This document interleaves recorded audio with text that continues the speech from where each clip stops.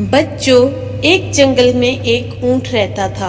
वह बहुत ही मिलनसार और दयालु स्वभाव का था। उसकी सभी जानवरों से अच्छी दोस्ती थी। वह सबसे मिलजुल कर प्रेम पूर्वक रहता था। एक दिन उस जंगल में एक ज़ीब्रा आया। ऊंट ज़ीब्रा से दोस्ती करने के लिए उसके पास गया। तुम्हारा जंगल में स्वागत है मित्र। मैं ऊंट हूँ, तुम्हारी तरफ मित्रता का हाथ बढ़ाता हूँ। ज़ीब्रा सफेद खाल पर काली धारियों वाला एक खूबसूरत जानवर था। उसे अपनी खूबसूरती पर बहुत घमंड था। उसने ऊंट को देखा। मोटी चमड़ी, लंबी गर्दन, पीठ पर कुबड़, आंखों में बड़ी बड़ी पलकें, भद्दे खुर वाले ऊंट को देखकर ज़ीब्रा ने सोचा, ये कितना बदसूरत है। मुझ जैसे खूबसूरत जानवर का दोस्त भी खूबसूरत ही होना चाहिए। उसने ऊंट से दोस्ती करने से इनकार कर दिया। मैं इतना खूबसूरत हूँ, तुम जैसे बदसूरत जानवर से मित्रता नहीं कर सकता। ऊंट को ज़ीब्रा के व्यवहार पर बहुत दुख हुआ, पर वह चुपचाप चला गया। कुछ समय बीता और गर्मियों का मौसम आ गया। उस साल भीषण गर्मी पड़ी। नदियों तालाबों का पानी सूखने लगा। जानवरों में पानी के लिए त्राही त्राही मच गई और सभी पानी की तलाश में जंगल छोड़कर जाने लगे। जंगल के सारे जानवर परेशान थे। पानी की कमी से ज़ीब्रा के सामने जीने मरने की नौबत आ गई। लेकिन जब वह ऊंट को देखता, वह उसे बड़े ही सामान्य नजर आता।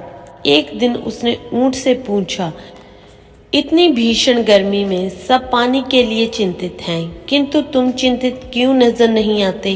क्योंकि मैं बदसूरत हूँ, इसलिए, ऊंट ने मुस्कुराते हुए उत्तर दिया। ज़ेब्रा उसकी बात समझ नहीं पाया। तब ऊंट ने कहा, मेरी पीठ पर ये कुमड़ देख रहे हो ना?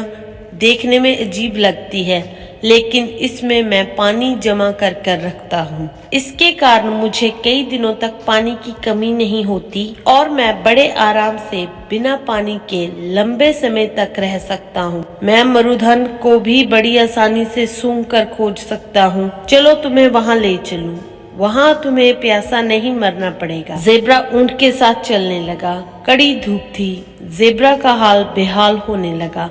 तब ऊंट ने उसे अपने विशाल शरीर की ओंट में चलने को कहा। ज़ीब्रा को धूप से कुछ राहत मिली। दोनों आगे बढ़े तो एक रेतीला मारुस्थल पड़ा। वहां रेत की आंधियां चलने लगी। ऊंट ने बताया, मैं अपनी बड़ी बड़ी पलकों के कारण ऐसे रेतीले आंधी तूफानों को आसानी से झेल सकता हूँ। मेरी चमड़ी मोटी है, जो मुझे धूप और आंधी तूफान से बचाती है। वह कुछ दूर और बढ़े तो गर्म रेत के कारण ज़ीब्रा के पैर जलने लगे। ऊंट को बड़े आराम से गर्म तपती रेत पर चलते हुए देखकर ज़ीब्रा ने पूछा, तुम इतनी गर्म रेत पर कैसे चल पा रहे हो? ऊंट ने कहा, ये भद्दे खुर देख रहे हो? ये मुझे गर्म रेत पर चलने में सहायता करते हैं। तुम्हारे पैर जल रहे होंगे, आओ तुम्हें अपनी पीठ पर बिठा लूं।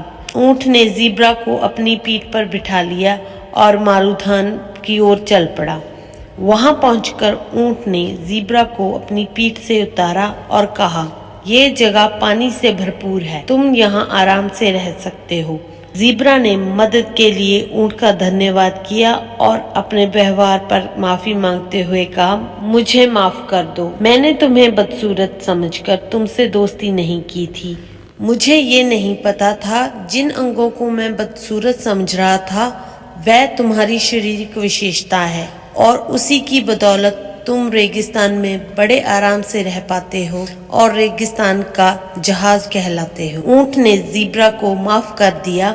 उस दिन के बाद वह अच्छे दोस्त बन गए। तो बच्चों, इस कहानी से हमको सीखने को मिलता है, खूबसूरती और दिखावे पर ना जाएं। कई बार खूबसूरत चीजों में भी कमी होती है।